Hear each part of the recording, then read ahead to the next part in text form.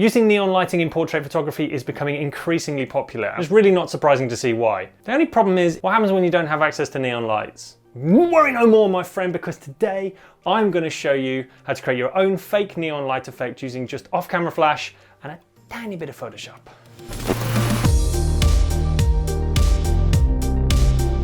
So let's start off the video by talking about gear.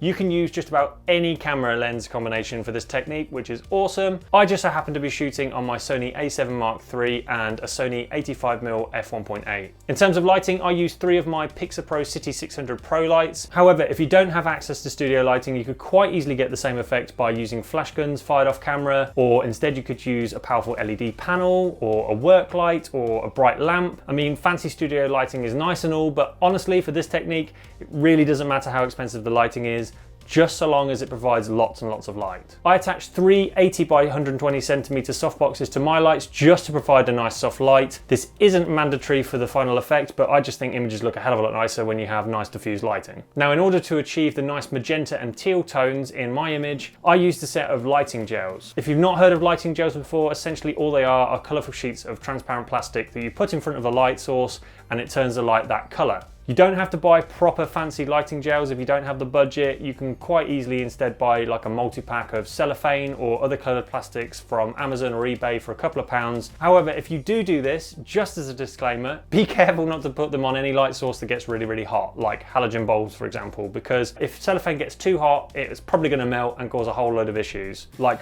burning your house down kind of issue. That's a big problem. To attach the gels to my lights, I simply opened up the front of the soft boxes and then taped the sheets in front of the flash. I set up my lights so that I had 2 of them with a magenta gel inside and then 1 with a teal gel. The 2 magenta lights were then placed behind our model, Mia, and about 45 degrees either side of her. The teal light was then positioned in front and to camera left of Mia to illuminate her face. I also attached a grid to this light to reduce the spread of light and keep it focused on her face and her body. And this is the final image that we came out with. I really didn't need to worry about the messy background in this image because for my project, I was going to cut her out in Photoshop anyway. Speaking of Photoshop, let's head over there now and I'll show you how to piece everything together. So for this shot to work, you're going to need 2 shots. You're going to need the shot of your model, which we've just taken, and also you're going to need a background shot to add her into. I live in a really small city in the UK and there's absolutely no neon streetlights around for me to photograph, so I had to resort to buying a stock image instead. So with both of the images in Photoshop, head over to your model shot first, then go up to Select, Select and Mask. In the window that appears, simply go to the top and click Select Subject. Photoshop will then automatically select around your subject. I find that it normally does a pretty good job, but if it's made any mistakes, like it has done for me around Mia's arm, you can fix this by just making sure you have the quick selection brush picked, then just brush over the area and then it should be included. In some areas of my image, it just refused to select it. So in this case, I had to grab the brush tool and then just manually brush over the areas I want to be included. Some of Mia's hair has also not been selected properly, so to fix this, I grabbed the Refine Edge brush tool and carefully brushed over the edges of the hair to fix this selection. Once all of those bits had been fixed, I just clicked OK. Now head down to the bottom of the Layers palette and click the Add Vector Mask button to mask out the background. We now need to add Mia into our background, so to do this, click and drag the tab at the top of the window to pull the project file into a separate window. Now in the Layers palette, click and drag the layer over the background image. This will copy the layer into the background project. We're done with the portrait file for now, so you can either drag it back to the top of the window or you can save it and close it. We now need to resize the portrait layer to fit, so making sure that it's highlighted in the Layers palette, press Ctrl and T or Command and T if you're using a Mac to enable free transform. Then hold down the Shift key whilst pulling in on the corner tabs to resize the layer whilst maintaining the correct proportions. You can also click and drag in the middle of the layer to move it around the canvas. Once you're happy, hit Enter to confirm. Immediately you can kind of tell that the portrait layer looks a bit stuck on, it looks a bit fake, and that's probably because everything is currently pin sharp in the image, so it looks really unnatural. To fix this, click on the background layer in the Layers palette, then head up to Filter, Blur, Gaussian Blur. In the window that appears, set the blur to something around 5 or 6 pixels, whichever looks best for your image, and then click OK to confirm. The background image that I purchased also has a heavy blue tint to it, which I actually really like, but in order for Mia to blend in with the background, we're going to need to replicate the same effect on the portrait as well.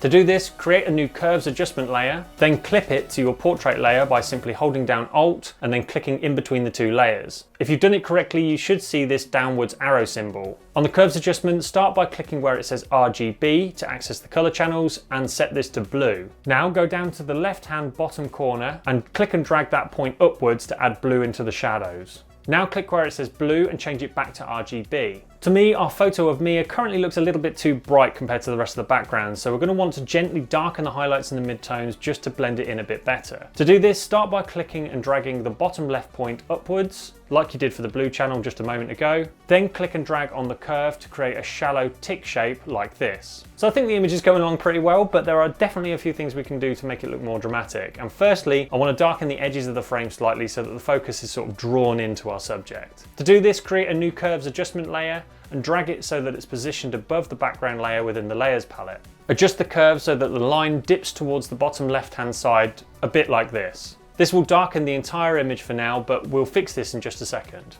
Now click on the layer mask for this layer, which is shown as a white rectangle, and grab the gradient tool from the toolbox. Make sure that the foreground color is set to pure black, and also click the radial gradient option at the top of the screen. Starting at the center of your model, click and drag the mouse outwards to the edge of the frame. You'll probably want to drag right off the edge of the canvas in order for this to work correctly. Once you've added the gradient, you can always click on the curves adjustment layer and tinker around with the curves further to refine the effect if you need to. Next, we want to add a pink glow behind our model. So create a solid color adjustment layer, and in the window that appears, pick any color for now and then just click OK. Hide the layer by clicking on the eye icon next to it in the layers palette. Then double click on the colored square on the layer to bring back the color picker, and click on any magenta area within your portrait to pick it, and click OK. Now go down to your portrait layer, click it to highlight it, then press Ctrl and J or Command and J on a Mac to duplicate this layer. Click on the layer mask for this duplicated layer and drag it over to the solid color layer we just created. You can then delete this duplicated portrait layer by dragging it to the bin because we no longer needed it. If you turn the color layer back on again by clicking the little box where the eye icon was previously, you'll see that we now have a Mia-shaped pink blob.